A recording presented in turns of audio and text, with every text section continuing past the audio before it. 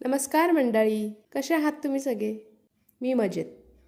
तर काल होती दीप अमावस्या आणि दीप अमावस्या म्हटलं की आपल्या घरातल्या सर्व दिव्यांना स्वच्छ करून त्यांची पूजा करून घरभर प्रकाश पसरवण्याचा हा सुंदर दिवस. तर काल दीप अमावस्यानिमित्त मी माझ्या घरातल्या सगळ्या दिव्यांची छान तयारी केली आणि त्यानंतर पूजाही मांडली.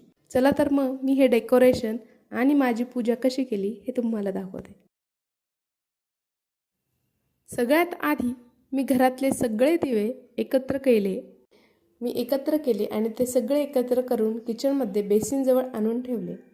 कारण पूजा करण्याआधी सगळे दिवे स्वच्छ करणं खूप महत्त्वाचं असतं. त्यानंतर मी दिवे घासण्यास सुरुवात केली. पितांबरीने सर्व दिवे स्वच्छ घासून घेतले. या पितळांच्या भांड्यांचं कसं असतं ना, आपण पितळाची भांडी घासले आणि पटकन स्वच्छ करून ठेवले नाही, पुसून ठेवले नाही तर पाण्याचेही डाग त्याच्यावर तसेच राहून जातात. आणि स्वच्छ कॉटनच्या कपड्याने नंतर पुसून घेतले. आता दिवे स्वच्छ करण्याचं काम पूर्ण झालं होतं आणि पूजेची जागा स्वच्छ करण्याची वेळ आली होती. म्हणून मी हॉलमध्ये आले आणि जिथे मला पूजा मांडायची होती तो पूर्ण भाग स्वच्छ करून घेतला. त्यानंतर माझ्याकडे एक सिमेंटचा ब्लॉक होता आणि मला असं वाटलं दिवे मांडण्यासाठी तो अगदी परफेक्ट असेल.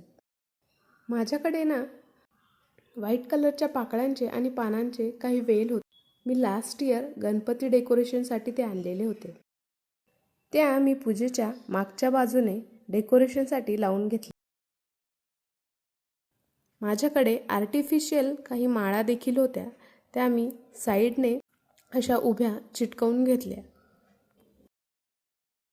तो ब्लॉक देखील व्यवस्थित साफ करून घेतला आणि त्यानंतर त्यावर एक लाल कलरचा कपडा मी अंथरला. आता पूजा मांडण्यासाठी बेस तयार झालेला होता. आता डेकोरेशन तर झालं, पण पुढचं काम होतं ते म्हणजे दिवे मांडण्याचं.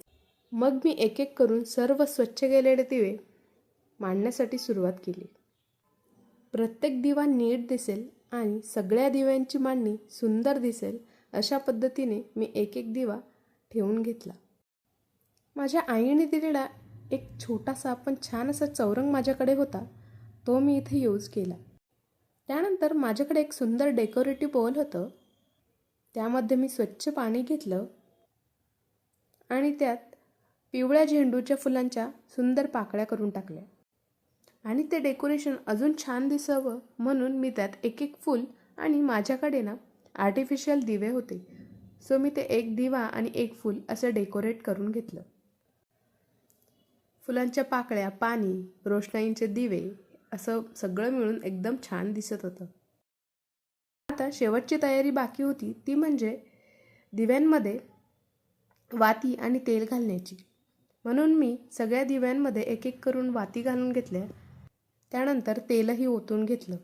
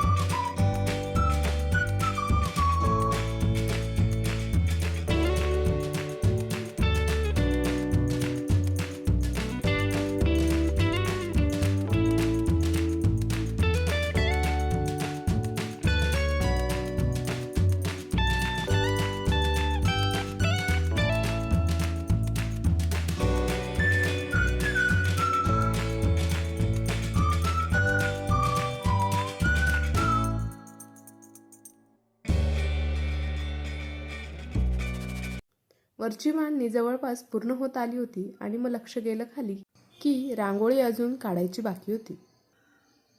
मग मी रांगोळी काढायला सुरुवात केली.